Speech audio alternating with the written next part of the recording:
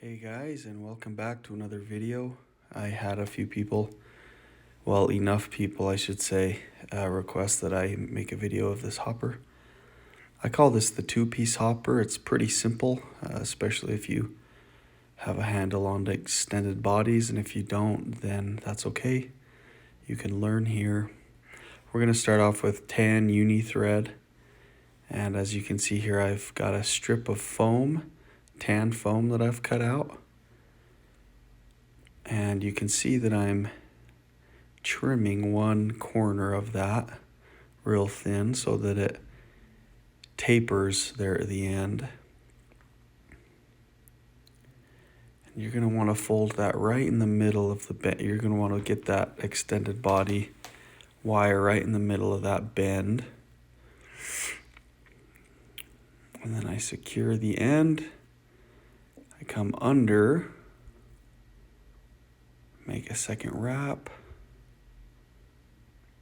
rinse and repeat. Make sure to pull tight to get that really nice hopper segmented look.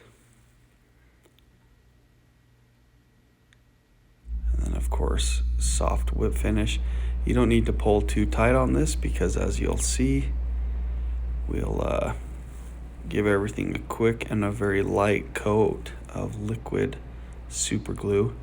I really only do it where it's folded. There on the side, you can see me brushing it with the bottom of that bottle. That just spreads it all out real even and it gets it down in those cracks. That just makes this extended body indestructible. I don't think I've ever had one fall off or come apart.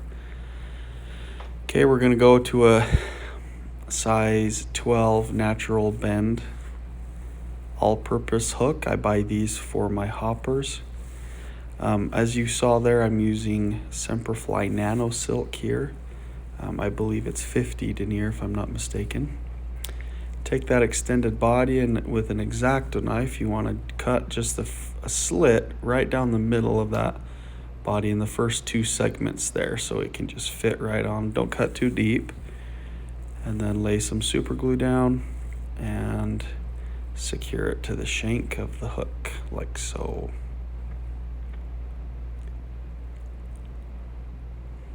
This is just regular elk hair. You can use whatever type of elk hair you'd like, or deer hair, or artificial wings, or even something synthetic. Okay, I'm gonna tie those wings on. You notice when you start wrapping those wings on, you stay really light, so because you don't want to have them shoot straight up. But then as you get closer to the eye of the hook, you tighten down and it actually kind of spins that, and then you can trim all the excess off like you see here. This is, I use like a floss leg. I don't even remember what brand it is, but I use all sorts of legs, just whatever your preferred rubber leg material is. Pretty simple really. You wrap the one side, pull the other side, and then wrap it. All right, once that's done, you'll see here in a bit, I'm gonna use Kapok or Kapok. I honestly don't know how to pronounce it, but I love it. Semperfli Kapok or Kapok tan dubbing. This dubbing is extremely buoyant, probably the most buoyant out there. But it's kind of a love and hate relationship I have with it. It is harder to spin. You can see it doesn't spin as evenly as like basic super fine dry fly dubbing, but you can make it work. I mean, they make life preservers out of this stuff. It's supposed to hold 30 times its weight, so it's very buoyant and floats well, so I use it. Anyway, as you can see there, I'm just covering up that. Got a little straggler elk hair there at the bottom. Then we're gonna take another strand, fold it, and then tie on some for the front legs here. And I just fold it and tie it all together, and then I position the legs the way I need before I cut the front end. Wrap it a couple more times.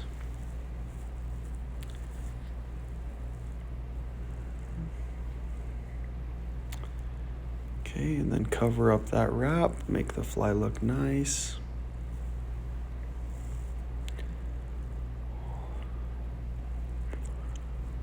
Here we're coming all the way up to the eye of the hook there, just to make it look a little bit more natural. That part doesn't matter too much because you'll see there's going to be a silhouette on top of it. So same width of same foam and same width. And then I take an end of a strip and I cut it into an arrow, like you see there. And then I just tie that right on the front. Simple idea, really. As you see there, that both holds the wings back a little bit and down, and then it gives you that nice head, and it's going to help it float evenly in the water, and then so it doesn't tear. Fly Nano Silk is really strong. I cover that wrap with a little bit more dubbing, and then you're good to whip finish. If you can get it around these legs, I have to hold them back as I whip finish.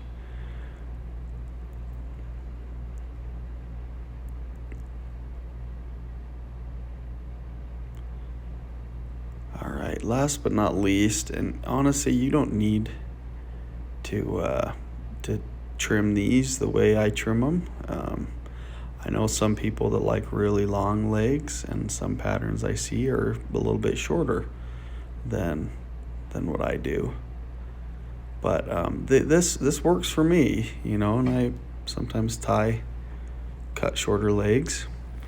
You'll see there I trimmed the corners of that head off. One of my fly tying teachers told me that there's no squares in nature, but to each their own. So you can see I've put a little permanent marker for some eyes. That's just black marker for the eyes, and then I take a brown permanent marker and just really light run the broad edge of that marker down the body, down the extended body, to give it that kind of stripy spotted look. And then I do 2 or 3 dots on the bottom of the dubbing there to keep that marking pattern up.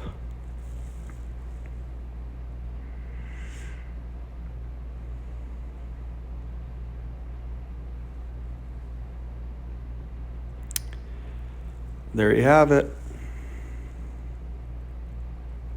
Thanks.